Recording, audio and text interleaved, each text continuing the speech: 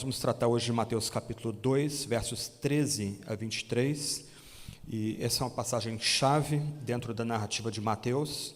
Não é uma passagem muito bonita de se ler e de se meditar, eu vou explicar por quê, mas é uma passagem chave em que já mostra na vida do Deus bebê, do pequeno Messias, que as grandes promessas do Antigo Testamento estão sendo cumpridas nele. Então, nós vamos meditar nessa passagem, Mateus capítulo 2, versos 13 a 23.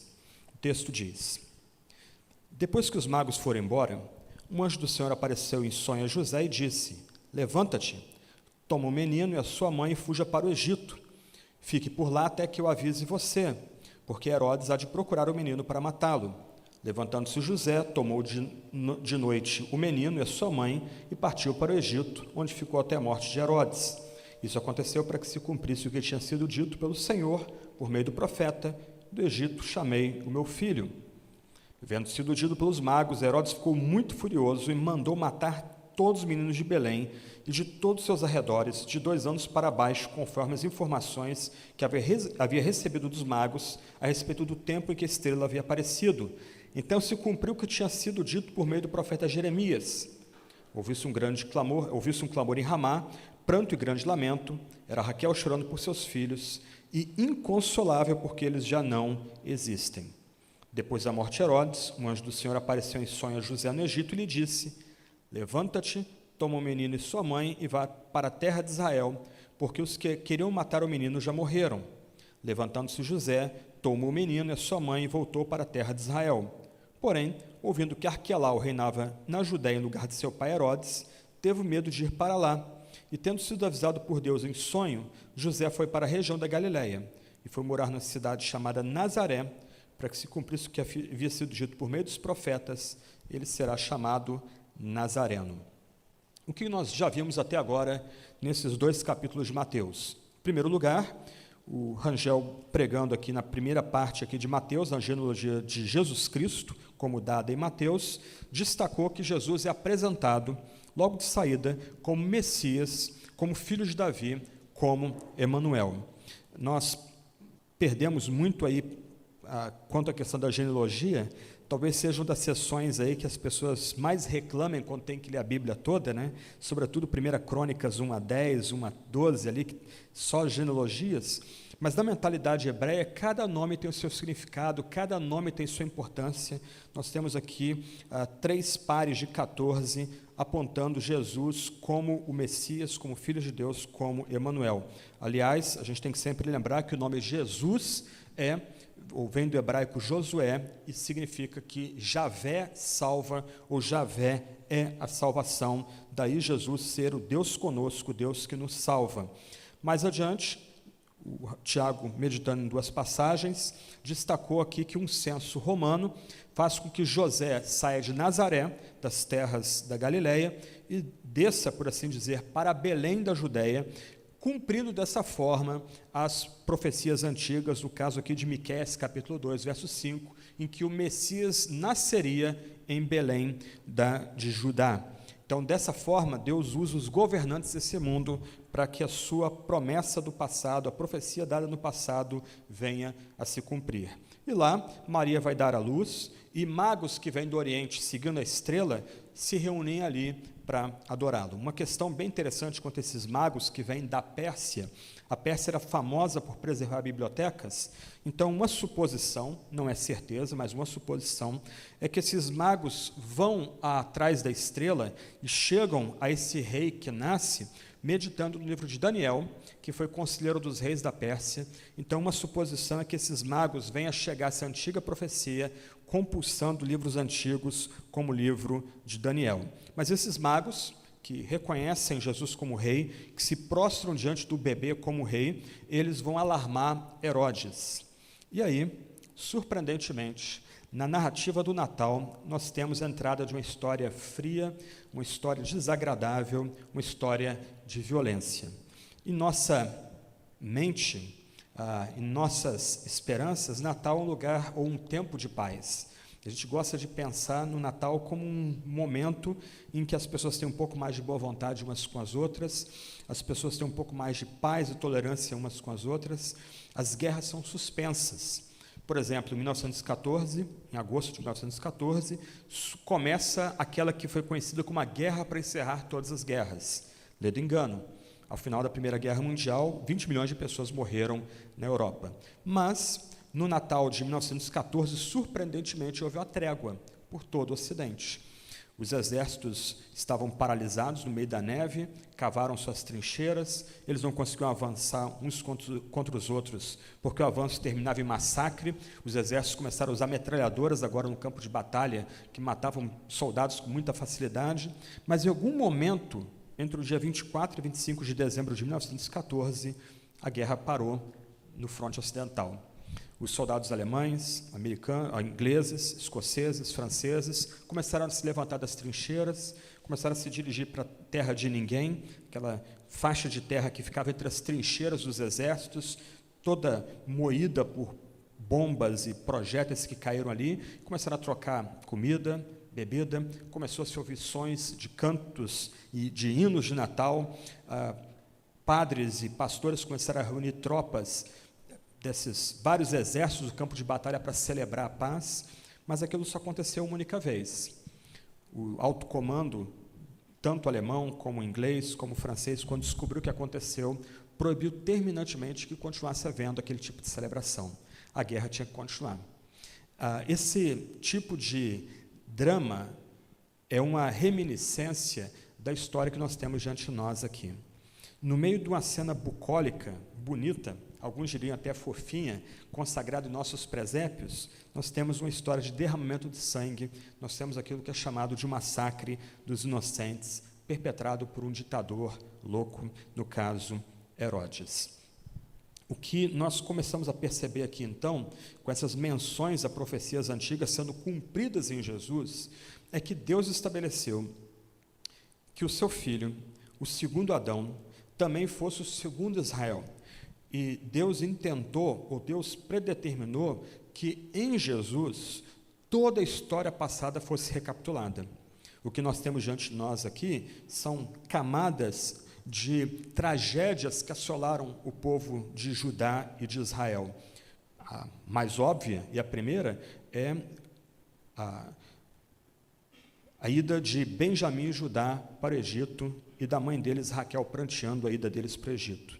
Mas mais adiante, nós vamos ver isso daqui a pouco, essa história que nos remete à saída do povo do Egito, 400 anos depois do Êxodo, também nos leva para a destruição de Jerusalém em 586, quando o povo de Judá é levado para o cativeiro e é dado literalmente como morto, e as mulheres prantearam a destruição da santa cidade e o povo sendo levado para o exílio. Mas dentro da estrutura de Mateus, o que nós temos é esse padrão de recapitulação. Se Israel era composto dos filhos de Deus do Antigo Testamento, dos eleitos de Deus do Antigo Testamento, aqui nós temos a história do eleito, Jesus Cristo, do verdadeiro Filho de Deus, Jesus Cristo, sendo e recapitulando em si mesmo Israel. Antes de olhar a passagem bíblica, vamos tentar olhar a estrutura maior do livro de Mateus. Por exemplo, no Antigo Testamento, a base do Antigo Testamento são 5 grandes livros. Gênesis a Deuteronômio, nós chamamos eles de Pentateuco. Quando nós nos dirigimos aos Salmos, nós descobrimos que os Salmos são divididos em 5 livros, que, de certa forma, fazem um tipo de parelha com 5 livros do Pentateuco. Quando nós começamos a estudar Mateus, nós descobrimos que Mateus também é dividido em 5 discursos. Mateus 5 a 7, como deve se portar o cidadão do reino, Mateus capítulo 10, depois Mateus capítulo 13, depois Mateus capítulo 18, finalmente Mateus 24 e 25, onde nós temos aí o discurso final de Jesus falando da consumação e da vinda do reino em poder. O que Mateus está fazendo? Ele não é um biógrafo, ele não está escrevendo a biografia para a gente.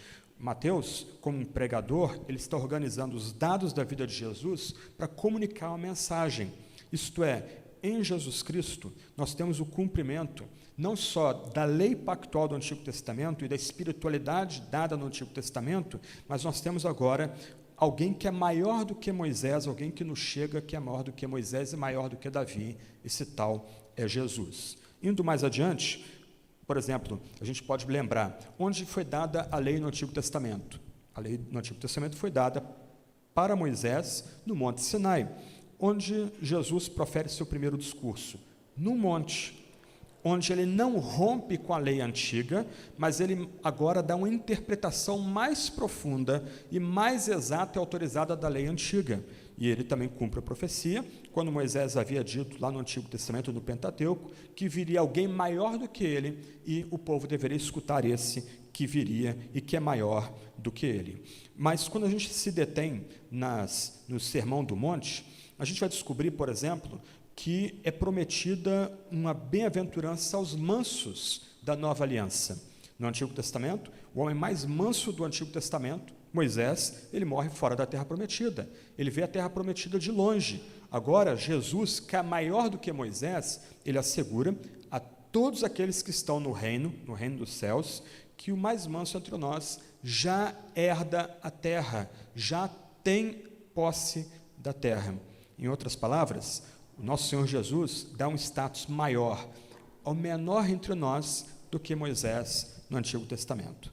Mas a gente termina as bem-aventuranças, o primeiro discurso de Jesus, onde ele nos dá uma nova lei, ou a lei da nova aliança, mais profunda e mais detalhada do que a lei dada no Sinai, e a gente surpreende com a narrativa de milagres e sinais em sequência. Nós contamos esses sinais, Mateus 8 e 9, eles são 9 ou 11 sinais, a depender de como nós os contamos. Onde aconteceram tantos sinais assim no Antigo Testamento? Quando Deus, com braço forte, tira o povo do Egito, no Êxodo. Deus, por assim dizer, esmaga as divindades do Egito, Deus alcança a vitória sobre os deuses do Egito e tira o seu povo incólume daquele ambiente de escravidão. Agora, nós temos alguém operando com mais poder do que no Antigo Testamento. Doenças incuráveis são curadas, demônios são exorcizados com a única palavra. Nós temos, então, alguém agindo logo após a lei ser dada pela sua própria boca, nós temos, então, alguém agindo com mais poder do que qualquer outra pessoa no Antigo Testamento. Se você lembrar, não é Moisés que opera os sinais e prodígios no Êxodo, ele tem que invocar Yahvé para que Yahvé venha e opere com poder na saída do povo do Egito. Agora, é o próprio Jesus que faz o que faz. Mas, a depender de como nós contamos, fica faltando um milagre. Ou temos mais milagres, o que sinaliza que aquele que opera agora tem mais poder do que Moisés, ou 9 milagres, falta um milagre. No passado, milhares de primogênitos morreram no Egito para que o povo de Deus saísse do cativeiro. Agora, e nós descobrimos isso em Mateus 26 em diante, um único primogênito morre em prol do seu próprio povo. Só que esse primogênito permanece morto. Enquanto no Egito, aqueles que foram tocados pelo anjo do Senhor morreram e permaneceram mortos, agora esse primogênito volta da vida e volta à vida com realeza. Os anjos não ressuscitam, eles simplesmente removem a pedra que bloqueava a saída da tumba e está lá. Jesus em pé, ressurreto, recebendo glória daqueles anjos. Essa é a estrutura de Mateus. O que Mateus quer mostrar é que Cristo não é apenas o segundo Adão, ele é o segundo Israel. E nele está sendo recapitulada toda a história antiga, mas agora num padrão diferente. Antes, Israel vacilava, pecava, Deus tinha que trazer as disciplinas pactuais, o povo invocava a Deus, Deus removia a disciplina e dava a sua bênção para o povo, e o povo era renovado, reavivado. Agora, nós temos o Israel sem pecado, agindo redentoramente e como representante do seu povo para ser o salvador, o remidor dos pecados de muitos. Então, essa história que nós adentramos agora, que não é uma história agradável, como já disse, ela ocorre dentro de uma estrutura de recapitulação. Toda a história antiga está sendo recapitulada em Jesus.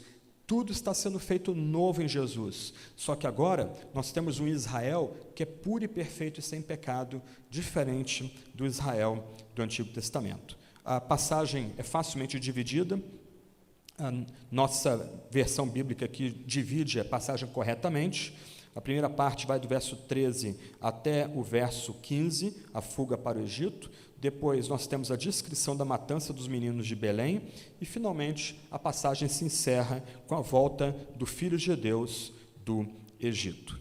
Então, vamos começar aí. A passagem primeira, a fuga do Egito, verso 13, começa de uma forma não surpreendente para quem já está acompanhando a narrativa. Mais uma vez, nós temos um sonho e a intervenção angelical. Nós temos, então, até agora, se você vai contando, 3 sonhos. Esse é o terceiro sonho que um dos personagens da história tem, no caso José, e nós temos a segunda intervenção de um anjo do Senhor, um mensageiro especial da parte de Deus para um dos personagens da história. Então, logo que os magos deixam aquele lugar onde Jesus repousa, que não é mais a estrebaria, há um hiato de tempo entre o nascimento de Jesus e a visita dos reis magos. Então, nós não estamos falando dos mesmos lugares. Eu lamento aí quem tem presépio que bota os reis magos junto com os pastores, ou tem que tirar os reis magos, só deixa os pastores. Quando os magos visitam a Jesus, já em um outro ambiente. Então, logo depois que os reis magos saem, um anjo do Senhor aparece em sonho a José e lhe dá instruções detalhadas. Se você notar, as instruções dadas no verso 13 são basicamente repetidas no verso 20, só muda a localidade, mas a fraseologia, a estrutura das frases são exatamente as mesmas, indicando que começa a história no verso 13 e termina a história ao final do verso 23. Então, o anjo aqui dá instruções detalhadas para José. Ele deve se levantar, e nota uma inversão interessante aí. Geralmente nós pensamos no pai, na mãe e no menino. O anjo já introduz a mudança aqui. O menino tem proeminência na história. A instrução que é dada pelo anjo do Senhor em sonho a José é que deve se levantar, tomar o menino e a mãe e fugir para o Egito. O que essas intervenções angelicais destacam na história aqui é que, se de um lado Deus, ou Jesus, é o Deus bebê, o Deus da manjedoura, do outro lado, seu amado Pai cuida de Jesus o tempo todo. Ainda que ele, pelo seu balbuciar, domine toda a terra, do outro lado, o seu amado Pai, o seu verdadeiro Pai, que é o Deus dos altos céus, cuida do seu Filho, intervindo em todo o tempo na história, por meio de sonhos, por meio de visões, por meio da aparição de um anjo, como mencionado também no Antigo Testamento, o anjo do Senhor, um mensageiro especial do próprio Senhor. E por que o anjo comanda José a tomar o menino e a mãe e fugir para o Egito? Porque Herodes, cheio de ódio, com muita raiva, quer matar o menino. Aqui a gente lembra que Herodes, já no capítulo anterior, ele ficou alarmado quando descobriu que os magos vieram da Pérsia para celebrar aquele que seria chamado de rei dos judeus. Ele fica bem nervoso, ele quer mais detalhes, ele quer saber onde Jesus nasceu, e a passagem bíblica deixa claro que ele não quer saber de Jesus, onde Jesus nasceu, para adorá-lo. Na verdade, o que a gente descobre, o que o Herodes quer fazer, é exterminar o menino que nasceu em cumprimento às profecias do Antigo Testamento. Então, o que ocorre aqui é que José, por orientação desse anjo, vindo a ele em sonho, ele toma a sua família, mais uma vez, ao padrão, verso 14, ele toma o menino e a sua mãe, e ele parte para o Egito, ele fica no Egito até a morte de Herodes. Aqui a gente precisa lembrar que de Belém ao Egito nós temos uma distância de 146 quilômetros, e nessa época o Egito já era uma província romana, enquanto a Judéia era um tipo de um reino cliente, um reino autônomo, mas também prestando vassalagem a Roma. Então, aqui a gente tem que tomar cuidado com a politização da Bíblia, e essa é uma das coisas chatas que tem acontecido no nosso meio, porque muito do nosso debate tem a ver com política, então até mesmo a leitura bíblica é politizada, então ganhou uma notoriedade aí durante a corrida presidencial, a ideia de Jesus ser um refugiado, como hoje nós temos refugiados, por exemplo, na fronteira do México e Estados Unidos, ou refugiados da Síria, Paquistão, Afeganistão, Líbia e outros países da África tentando cruzar o Mediterrâneo para entrar na Europa, mas não é o caso. A ideia aqui é que você tem Jesus migrando dentro das próprias fronteiras do Império Romano. Ninguém acharia aqui, ao cruzar da Judéia para o Egito, guardas na fronteira, um checkpoint ali com a verificação de passaportes e dados, de forma nenhuma. O que ocorre ali é que José e Maria, eles saem da sua terra de Belém, caminham mais ou menos, ou peregrinam mais ou menos 140 quilômetros no meio do deserto, para entrar numa terra que também é parte do Império Romano. Só para você saber aqui, em mais ou menos 63 a.C., o general Pompeu Grande havia tomado e saqueado Jerusalém, e a partir de 63 a.C., o reino da Judéia, o antigo Judá, deixou de ter existência autônoma. Todos os governantes que vieram depois, inclusive o próprio Herodes, cognominado Grande, foram apontados pelos próprios romanos. Eles dependiam de Roma para existir.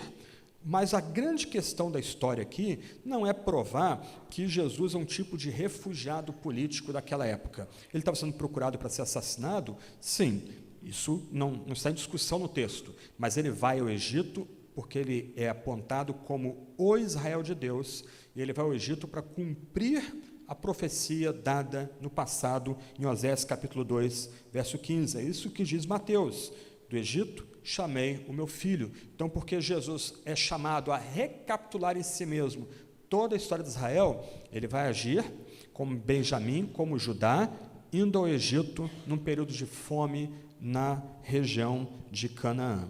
Então, o que a gente tem que evitar aqui é tentar politizar a passagem, tentar descobrir na passagem algo que a passagem não diz. Mas o Papa Francisco diz que a Sagrada Família é uma família de peregrinos, e que a gente tem que se abrir e receber estrangeiros sem controle, sem nenhuma checagem na fronteira. Ok, para quem não sabe, o Vaticano é cercado por muros. Eu não vi nenhum Papa dizendo que tem que tirar os muros do Vaticano, porque agora o Vaticano vai receber aqueles que estão se refugiando da Ásia ou do Oriente Médio, da África, nos seus lugares. Né? Fácil esgarçar o país dos outros, fácil fazer peso sobre a estrutura social e política e econômica do país dos outros, quando o seu próprio território não é aberto a receber estrangeiros. Então, a gente tem que tomar cuidado aqui, não politizar o texto bíblico. O que o texto bíblico quer mostrar é que a ida de Jesus ao Egito cumpre uma antiga profecia. Jesus está em si mesmo recapitulando a história de Israel. E o que a gente lembra aqui é que esse texto citado no final do verso 15, vem de Oséias capítulo 2, verso 15, em que o profeta no Antigo Testamento, ele se regozija em Deus, porque Deus salva o seu filho, no caso a nação de Israel do Egito. Deus tirou o seu povo do cativeiro. Depois de 400 anos, e nos estágios finais da época do exílio no Egito, o povo gemendo sobre a escravidão, Deus desce dos céus e salva o seu povo do cativeiro. Da mesma forma, Deus vai trazer o seu especial filho, o seu verdadeiro Israel, que é Jesus, do Egito, cumprindo as profecias dadas no passado. E quando a gente lê a passagem em contexto, a gente tem que se alegrar aqui com a providência divina. O que os reis magos ofertam para o Deus menino? Ouro, incenso e mirra. E esses presentes especiais dados pelos magos é que vão, por assim dizer, custear a viagem de José, do menino e de Maria para o Egito. Só um detalhe aqui, no Egito já havia uma comunidade judaica firmemente estabelecida naquela época, haviam pelo menos 1 milhão de judeus morando no Egito naquela época. Havia livre trânsito dentro das fronteiras do Império Romano, o que no mundo moderno, sobretudo antes da Primeira Guerra Mundial, não há mais, né? A gente tem que passar por fronteiras, mostrar passaporte, declarar valores, bens. Naquela época não existia isso, havia livre trânsito entre as fronteiras, eram aqueles que estavam de fora das fronteiras que precisariam passar por checagens para entrar no grande Império Romano. Então, o que a gente vê nesses primeiros versos aqui é: Jesus vem e nele se cumprem profecias antigas. Jesus vem como novo Israel, como verdadeiro filho de Deus. E a palavra de Deus dada tanto tempo no passado, 700 anos antes dessa história, estão se cumprindo em Jesus. Jesus vem e ele é cercado de cuidados pelo seu amado Pai. Nós, pais, por mais que a gente tente ser perfeito, a gente nunca consegue ser perfeito. Nós, algumas vezes, vamos trair a confiança de nossos filhos, nós talvez, infelizmente, ajamos abusivamente com nossos filhos, e algumas vezes nós vamos ter dificuldade com a imagem de Deus como Pai por causa de experiências ruins com paternidade que nós tivemos. Mas o nosso foco aqui tem que ser diferente. O que determina nossa compreensão da paternidade é a revelação que Deus faz de si mesmo como Pai. E Deus, como Pai, cuida do seu filho. Ele cuida do Deus bebê. Ele envia seu anjo para ajudar a Sagrada Família. Ele dá sonhos para dirigir José como aquele que agora é guardião do seu eterno filho. E um outro ponto importante aqui, a gente vê Deus providenciando elementos para que a família seja cuidada. Enquanto ela sai de Belém, na Judéia, para ir para o Egito, 150 quilômetros de estradas para serem rodadas, Deus havia graciosamente providenciado o sustento para a família, não só para pagar a viagem, mas também para se estabelecer numa comunidade no Egito, numa comunidade de judeus no Egito. Então, esses são alguns detalhes importantes aqui dessa primeira parte da história. Mas Jesus é enviado para o Egito por causa da sanha homicida de Herodes. E aí nós temos os versos 16 e 18, onde o massacre dos bebês, ele é mencionado, ele não é descrito, ele é simplesmente mencionado. Algumas pessoas, principalmente aqueles biógrafos não cristãos que defendem Herodes, eles vão escarnecer desse relato, vão dizer que esse relato aqui é uma invenção posterior, é um tipo de hagiografia introduzida na história, mas o relato é consistente com o caráter desse rei que reinava, apontado por Júlio César sobre a Judéia. Herodes era um edomita, aquela nação meio-irmã de Israel e rival de Israel. Aqueles que lembram do livro de Obadias, que a gente deve pregar mais adiante, vão lembrar que foram os edomitas que abriram Jerusalém, as portas de Jerusalém, para a Babilônia invadir a Santa Cidade, quando ela foi destruída em 586 a.C.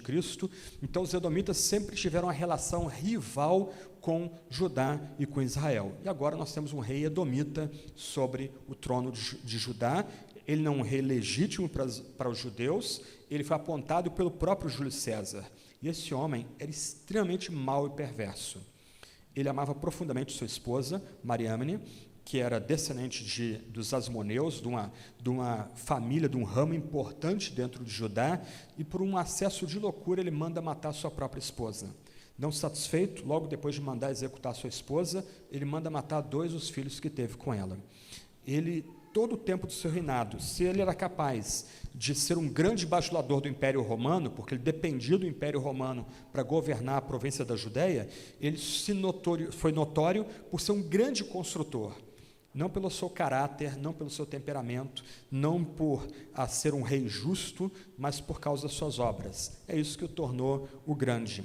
Ao final da sua vida, aí eu vou falar um pouco mais sobre isso daqui a pouco, ele, vendo que ele morrer, ele reúne a nata da Judéia num circo, e ele dá ordem para que sua irmã e o marido da sua irmã, quando ele morrer, ele executasse aquelas pessoas.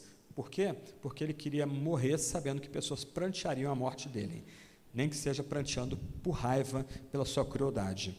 Flávio José vai dizer que a sua irmã e o marido da sua irmã se refrearam de cometer tal loucura e depois conseguiram libertar as pessoas do estádio após a morte de Herodes o Grande. Então, o que é descrito aqui, nesse trecho que vai do verso 16 ao 18, é absolutamente consistente com o caráter de Herodes. O texto vai dizer que Herodes se sentiu iludido, porque lembra, Deus intervém e envia um sonho aos magos, de tal forma que eles não voltam a Jerusalém, eles voltam à Pérsia sem passar por Jerusalém, para informar Herodes de onde Jesus estava, abrigado em Belém, mas ele acaba consultando os sábios daquela época, e ele acaba estimando mais ou menos aí a data do nascimento daquele que é chamado pelos magos de rei dos judeus, em Mateus capítulo 2. Com isso, ele dá ordens para que todas as crianças em Belém, que fica mais ou menos a 10 quilômetros de Jerusalém, venham a ser executados. Uma ordem terrível. Mas, diferente de números inflados que foram dados durante a Idade Média, a gente está falando aqui da morte de entre 10 a 30 meninos mortos naquela pequena aldeia e nos arredores. ainda que não sejam os números inflados da Idade Média. Na Idade Média falava-se dos santos mártires inocentes e dava-se números aí de 20 a 40, 60 mil crianças mortas, números absolutamente fantasiosos. Ainda assim, o que nós vemos aqui, no relato do nascimento do nosso Salvador, da entrada no mundo do nosso Salvador, um assassinato injustificado, completamente bárbaro. E esse assassinato de 10 a 30 crianças de 2 anos para baixo, como diz o texto, também encontra cumprimento em antigas profecias. No caso, uma profecia citada em Jeremias capítulo 31, verso 15, uma profecia conectada à vinda da nova aliança. O texto diz: ouviu-se um clamor em Ramá, pranto e grande lamento, era Raquel chorando por seus filhos, inconsolável, porque eles já não existem. O texto de Jeremias tem 2 significados importantes aqui. O primeiro significado é Raquel pranteando a suposta morte de José e depois a ida de Benjamim para de Canaã para o Egito, quando passava-se fome em Canaã.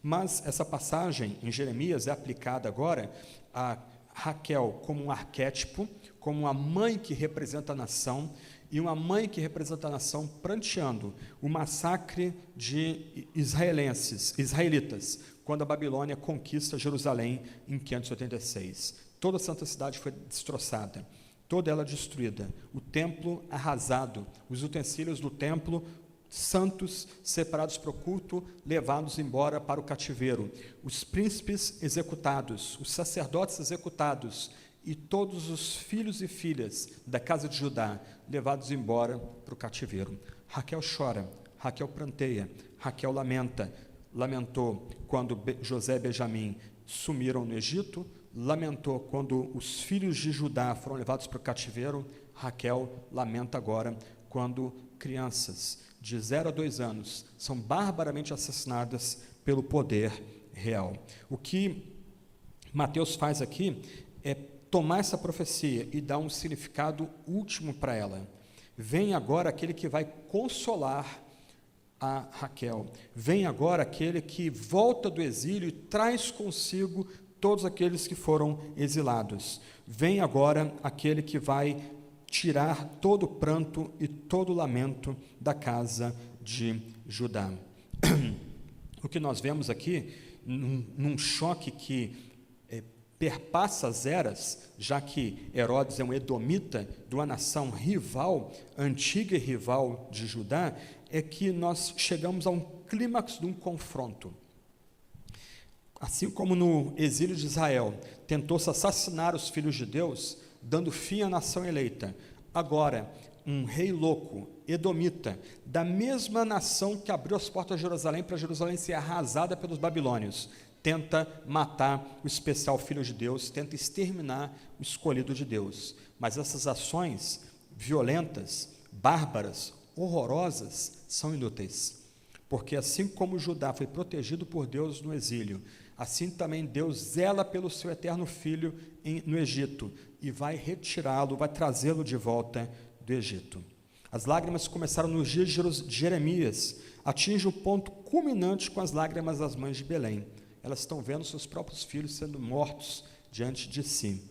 Mas o herdeiro do trono de Davi chegou, o exílio acabou, o verdadeiro filho de Deus chegou, e ele chega para introduzir uma nova aliança, uma aliança superior à estabelecida no Sinai.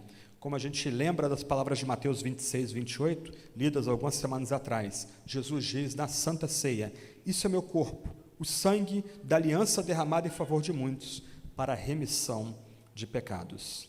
E finalmente, versos 19 e 23, nós temos a volta do Egito. Mais uma vez nós temos um sonho, é o 4º sonho em 2 capítulos, e a 3ª menção ao anjo do Senhor em 2 capítulos. Herodes morre, e aí o anjo do Senhor aparece em sonho a José, no Egito, e lhe dá ordem, verso 20, uma ordem semelhante à dada no verso 13, para que ele se levante, ele tome o menino e sua mãe, e vá para a terra de Israel, porque aqueles que queriam matar o neném já morreram. A morte de Herodes foi horrorosa. As informações vêm de Flávio Joséfo, da obra Antiguidades. Herodes era bem adoentado, e no final da sua vida ele teve problemas renais seríssimos. Ele precisava passar grande parte do tempo dele em termas no Mar do Norte, no Mar Morto, termas com água quente para aliviar as dores renais dele. Ele desenvolveu um tipo de gangrena horrorosa nas suas pernas. Flávio José fala, inclusive, que os seus médicos tinham que retirar vermes rastejando pelo seu corpo, andando no seu corpo. No meio de dores e loucura, Herodes quase tirou sua própria vida. Foi um primo dele que impediu que ele tirasse sua vida. Mas mesmo no meio dessa loucura, ele continuou fazendo crueldades. Ele mandou matar o terceiro filho que ele teve com Mariamne, a sua amada esposa, que ele mesmo mandou executar.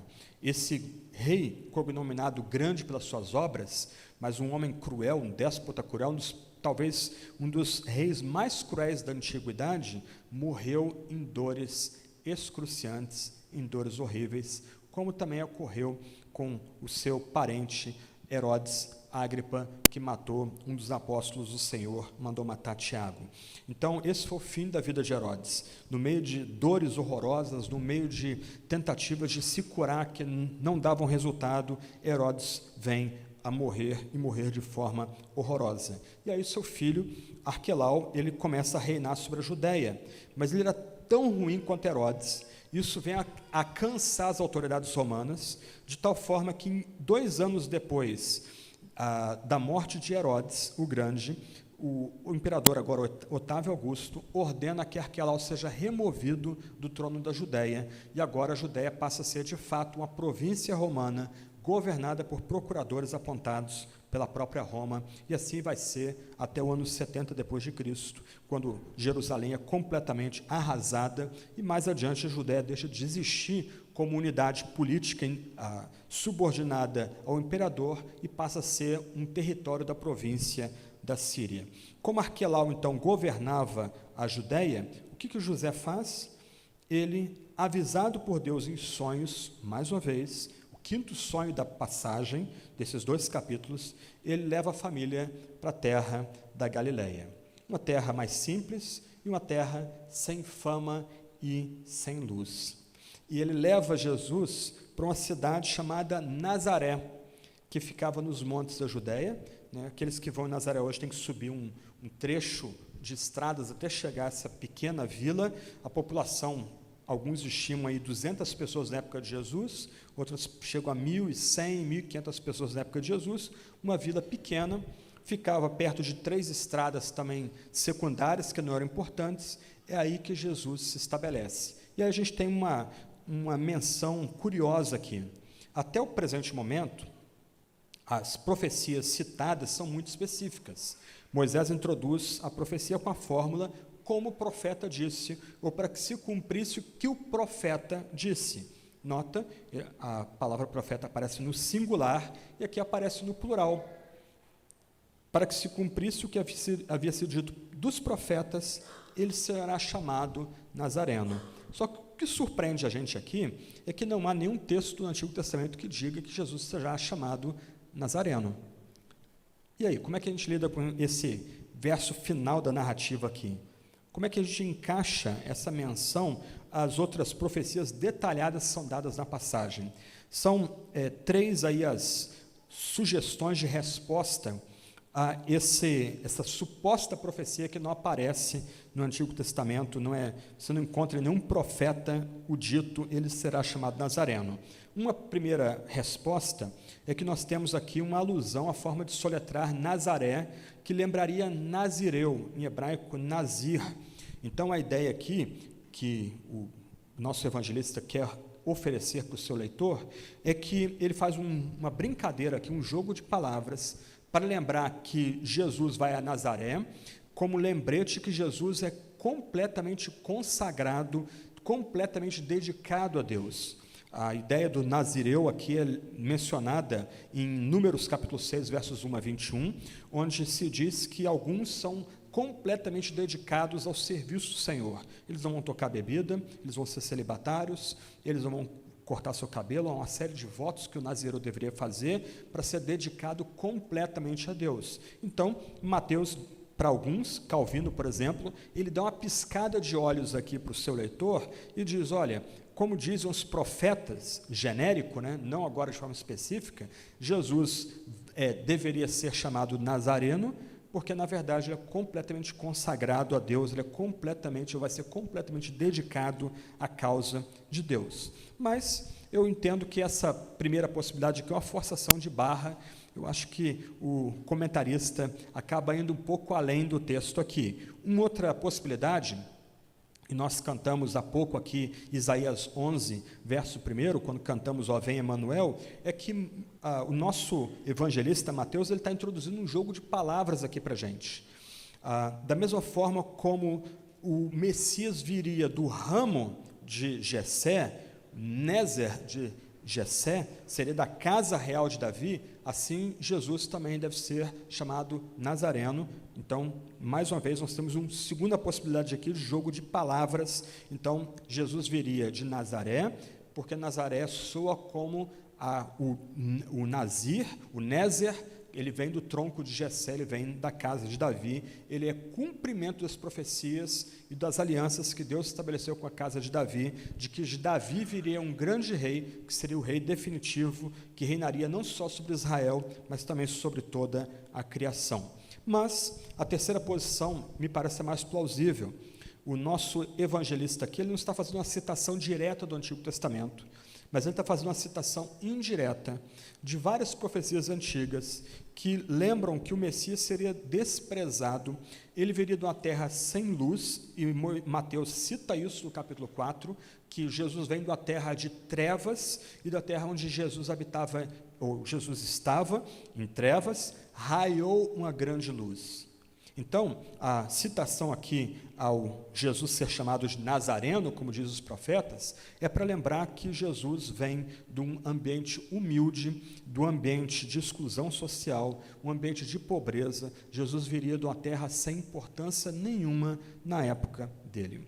Esperava-se que Jesus viria de Belém, e Jesus, como nós já vimos nos sermões anteriores, ele veio de Belém, ele veio da terra do grande rei Davi, mas Deus, para embaralhar os planos dos homens e requerer fé e arrependimento da gente, faz com que Jesus passe toda a sua mocidade numa terra sem importância alguma, numa terra de, como era reputada aqui em Mateus 4, uma terra de trevas. É de lá que o Salvador virá. O que a gente pode aprender dessa passagem como conclusão?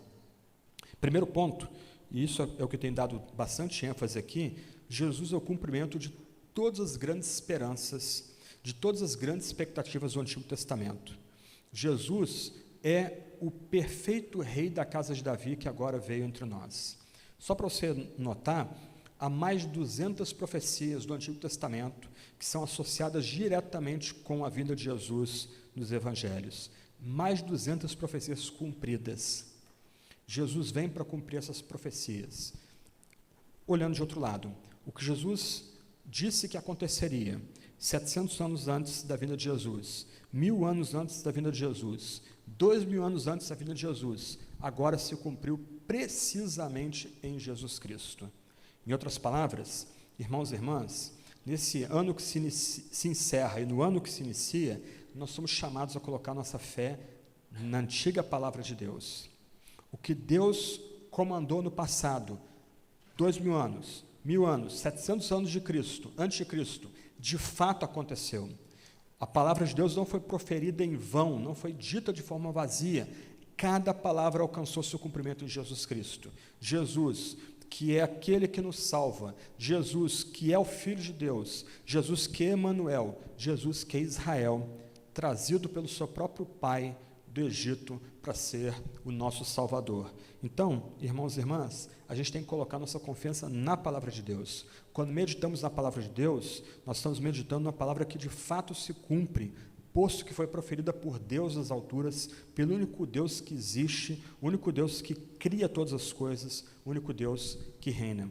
Então, que a gente receba a palavra de Deus como palavra de Deus, que a gente entenda, ao compulsar esse livro antigo, que quando a gente está lendo, mesmo que uma frase, Deus mesmo está falando conosco, e um Deus que cumpre as suas palavras, e que a gente pode confiar que aquilo que ele fala a nós nesse livro, de fato vai se cumprir, não só na vida de Jesus, mas em nossas vidas. E, irmãos e irmãs, se nós temos mais de 200 profecias cumpridas do Antigo Testamento na vida de Jesus, nós temos muitas promessas dadas a nós no Antigo Testamento também. Promessas de conforto, de consolo, de direção, de ânimo, e a gente pode ir à Sagrada Escritura e requerer essas promessas para nós, e confiarmos que o Deus que nos deu essas promessas cumprirá de fato essas promessas em nossa vida. Segundo ponto, os governantes desse mundo raramente vão ser favoráveis à causa do reino dos céus. São poucos os governantes que de fato apoiam a causa do reino dos céus. E mesmo quando eles apoiam, a gente tem que olhar com um pouco de desconfiança. Mas, na maior parte das vezes, os governantes vão ser indiferentes, ou mesmo eles vão odiar a causa do reino dos céus. Só que esses governantes, eles vão passar. Herodes o Grande passou. E ele, tão mau e tão cruel, e a gente tem uma descrição de uma maldade sem par que ele fez aqui no relato dos evangelhos, ele foi punido pelo próprio Deus. O próprio Joséfo, que era um judeu aculturado ao mundo romano, ele vai reconhecer em antiguidades que a morte horrorosa de Herodes o Grande foi julgamento de Deus pelo caráter malvado daquele rei horroroso. Os governantes que se mostram contrários ao reino dos céus, eles passarão, o tempo deles chegará ao fim, eles cairão, mas Jesus, ele permanece, porque ele é o único rei e o único governante. Aí a gente confia em Jesus, a gente coloca a nossa fé em Jesus Cristo, desde bebezinho, passando pela cruz, ressurreição e ascensão aos céus. Esse Jesus Cristo, o verdadeiro Israel, ele permanece para sempre, enquanto os reis desse mundo, que muitas vezes se opõem à causa do reino dos céus, vão passar. Terceiro ponto aqui, a gente deve estar prontos e desejosos de obedecer às ordens de Deus. E o que a gente aprende aqui é que Deus dá direção para os seus filhos. Deus intervém para guiar os nossos passos. E a gente tem que estar pronto a obedecer às ordens de Deus. E não se surpreendam, prestem atenção. Deus fala a nós ordinariamente em sua palavra, mas algumas vezes ele pode operar de forma extraordinária em nossa vida. Então, quando ele opera assim, você não deve se regozijar, esfregar as mãos, puxa, Deus me tratou de forma diferente, eu sou especial. Sempre que Deus faz isso, isso ocorre porque vem situações difíceis e pesadas pela nossa frente. Então, se de um lado a gente pode se regozijar com o privilégio de Deus vir a nós de forma extraordinária, José, Deus se revelou por meio de anjo, por meio de sonhos, a gente não deve esperar moleza quando Deus age assim. Mas Deus guia o seu povo, Deus dá direção ao seu povo, e a gente tem que estar pronto a obedecer a Deus, mesmo que isso implique dores e perdas pessoais. Deus nos dirige, mas Ele nos dirige em meio a situações complicadas, em situações nebulosas. A gente se regozija porque Ele nos dá direção, mas a gente não deve ser inocente, achando que essa direção virá no meio de um jardim florido. Essas direções, principalmente as extraordinárias, elas ocorrem em meio a grande luta e tormento. Do lado, a gente é assegurado de que Deus nos ama. Deus vem a gente de forma bonita, de forma extraordinária. Ele nos trata como filhos amados, mas Ele nos trata dessa forma especial, como José, no meio de luta e tormenta. E a gente tem que estar pronto a obedecer ao comando de Deus. Como José, a gente tem que levantar e tomar os nossos e seguir em obediência ao comando de Deus. Um quarto ponto aqui é que a gente aprende que esse mundo aqui não é um vale de rosas, não é um jardim de rosas, mas é um campo de batalha, é o vale da sombra da morte. Jesus, que é citado por Isaías como varão de dores, virá como varão de dores, ele sofre desde a infância. Imagina, a Bia está me dizendo que nós temos 18 bebês aqui na igreja, né? Frágeis, pequenos, há uma menininha ali sentada no colo da mãe. Imagina ter que atravessar 140 quilômetros de região desértica e pedregosa do Negev para sair, para escapar de um rei louco, homicida, você tendo que carregar um bebê no colo. Geralmente, os nossos desenhistas, né, retratam Maria no lombo de um jumento, segurando o nenenzinho, José puxando, mas você acha que um homem sozinho aguentaria caminhar 140 quilômetros do deserto, 40 graus à sombra, de calor, indo para aquela região? Imagina o impacto disso numa criança. Jesus, a gente não sabe exatamente quantos anos Jesus tinha nessa época, a gente não sabe exatamente quando Jesus nasceu, a data de Herodes, da morte de Herodes está claramente estabelecida, 4 depois de Cristo, então Jesus talvez tivesse uns 5, 6 anos de idade quando ele retorna do Egito para a Judéia, talvez um pouco mais, mas imagina essa criança indo e depois voltando no meio do deserto. Qual é o ponto aqui? O ponto é que desde a infância Jesus é um varão de dores, ele é o homem de sofrimento. O sofrimento não é estranho para Jesus. O sofrimento de Jesus, desde a tenra-idade, nos lembra que a gente tem que esperar mais dessa vida do que só ela. Como, parafraseando C.S. Lewis, se a gente olha essa vida como hotel, a gente vai reclamar do serviço. Se a gente olha essa vida como campo de batalha, a gente vai esperar a libertação e uma vitória fora de nós. A gente não vai se contentar com esse mundo. O fato é que se você sofre, você tem que lembrar que Jesus sofre desde a infância. Nós temos o Salvador que tem empatia pelas nossas dores, porque ele passou por todas as dores que nós enfrentamos desse lado da existência. Esse é Jesus, desde cedo sofrendo. E por último, quando a gente considera Nazaré o lugar de onde Jesus vem, a gente tem que considerar os lugares humildes onde Jesus nasceu e viveu. Ele nasceu em Belém, 10 quilômetros de Jerusalém, que era cidade só importante por causa de profecias antigas e por ser o lugar de nascimento do rei Davi. A grande cidade da região era Jerusalém, não é de lá que Jesus vem.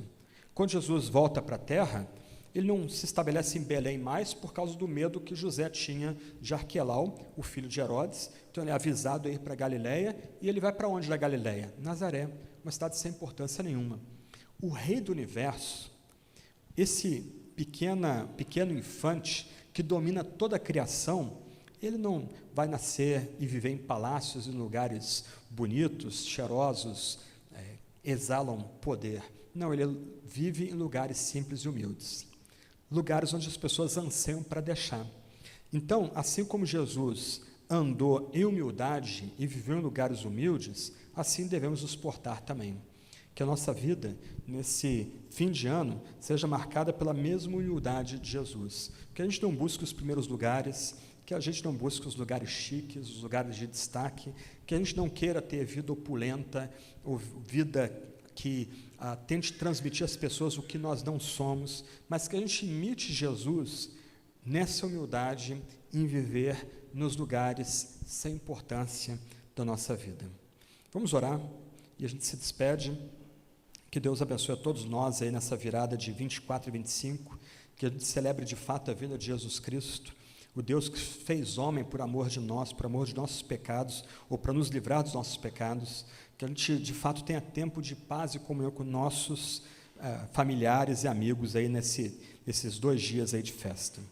O livro de oração comum sugere a seguinte oração para esse dia: Deus onipotente, que nos deste o unigênito Filho para que tomasse sobre si a nossa natureza e nasceste nesse tempo de uma virgem pura, concede que nós, renascidos e feitos teus filhos por adoção e graça, sejamos de dia em dia renovados por teu Santo Espírito, mediante nosso Senhor Jesus Cristo, que vive e reina contigo com o Espírito Santo, um só Deus, agora e sempre. Amém. Amém? Deus abençoe. Bom domingo para vocês. Vão em paz.